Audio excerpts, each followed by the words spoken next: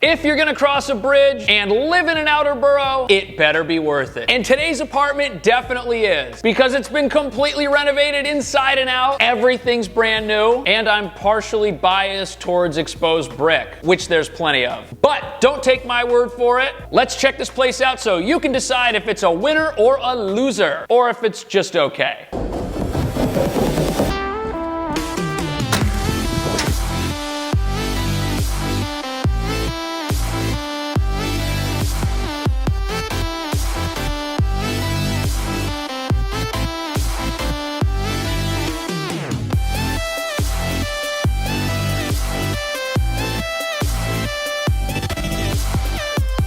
Just got off the train right here at 30th Avenue. This train station will get you into midtown Manhattan in about 30 minutes, which is really good. The last thing you want is a long commute into the city if you're living outside of the city and you need to get there.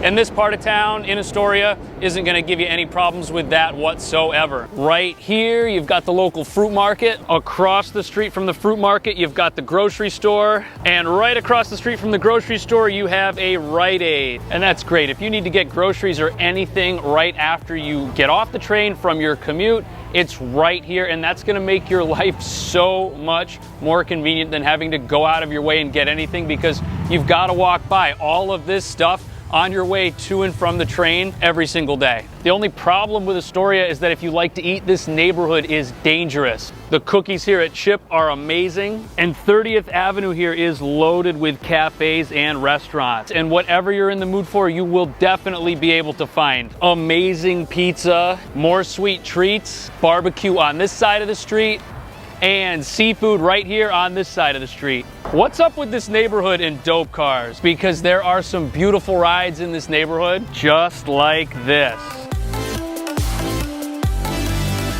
But seriously, the best thing about Astoria has to be the neighborhood. As long as you're not on a busy avenue like 30th where the train is, things are really quiet and peaceful here. Look, this house has bird feeders right in the front yard. You are not gonna see that in Manhattan. And why would you want to? All it would get in Manhattan would be pigeons and awful things. But really, streets like these are why people decide to move out here, because it's not wild, it's not crazy, and the type of apartment you're gonna get, like the one we're seeing today in that building right there, is really nice. But just before we head upstairs, right here on the street corner, you've got laundry. And on the block opposite the laundry, the name of this restaurant is Milk Flower. Definitely check it out. And you know something? Across the street from where this place is, right there in that building, is the original Bear Burger. You're gonna need a gym membership if you rent this place.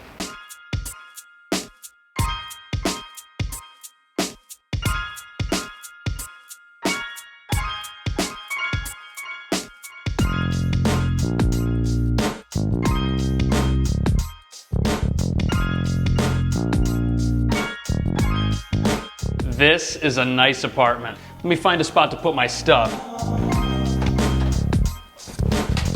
That works. So we're in a completely gut renovated 2-bedroom apartment. And not only is the apartment gut renovated, but as you can see from the hallways, the entire building is being fully redone as well. And what that means is, even though this is not a modern building or a modern apartment, you're not gonna have problems living here like you normally would in an old building. Let's check this apartment out and see what you think. And if you wanna give me a hand, hit the subscribe. That way YouTube will show my videos to more people.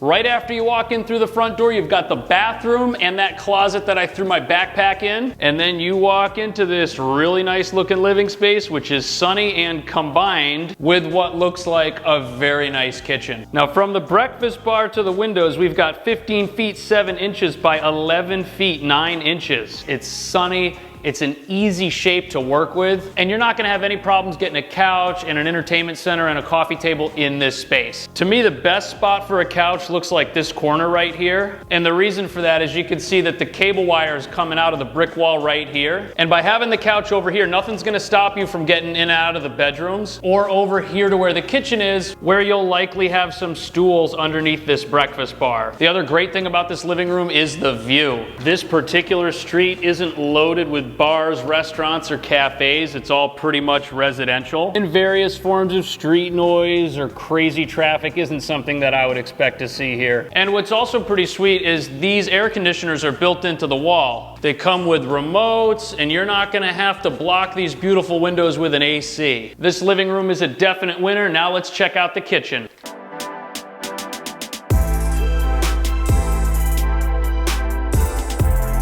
Love this kitchen. It's got everything it needs to be great, like a great big full-size stove, a microwave, a dishwasher, and a full-size fridge. It's also got plenty of space, and since this is a 2-bedroom apartment, and multiple people are gonna be living here together, you're not gonna have traffic jams in this area if somebody needs to get something out of the fridge, or if someone's making something over by the stove or the microwave. And of course, with a breakfast bar that's this long, you'll be able to get at least 4 stools underneath here, and that's gonna make it pretty easy to sit here and eat something before you head out for the day. Next up, we've got the bedrooms, and they're both similar and also both a little bit different.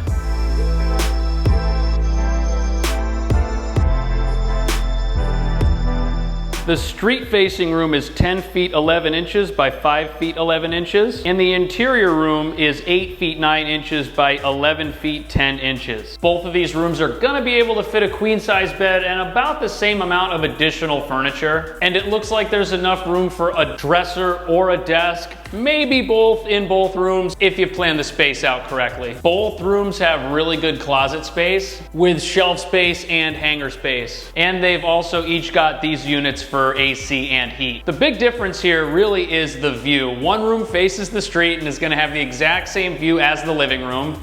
And one room's got the interior facing view, which is definitely a little bit less exciting. But if you want a good night's sleep, a less exciting view is a good thing. And as you can tell, this room's pretty sunny. There's a lot of natural light coming in here. That being said, my guess is that most people are gonna think the street facing room with 2 windows is the better of the two, but let me know in the comments what your opinion is. Now what we're gonna do is check out the bathroom.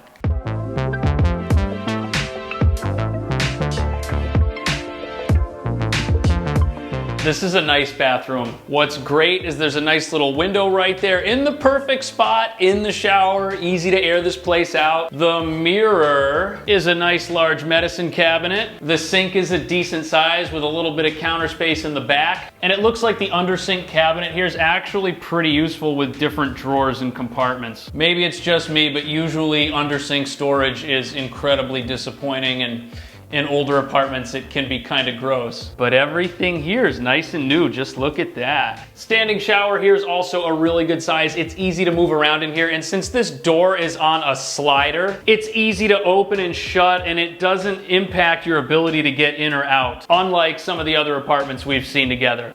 And if you're interested in renting one of the nicest places you can have in Astoria, Queens, check out the video description. There's a link for you to contact the listing agent and get all your questions answered. Or what you can do is click right here and see some other apartments. I'll see you in the next video.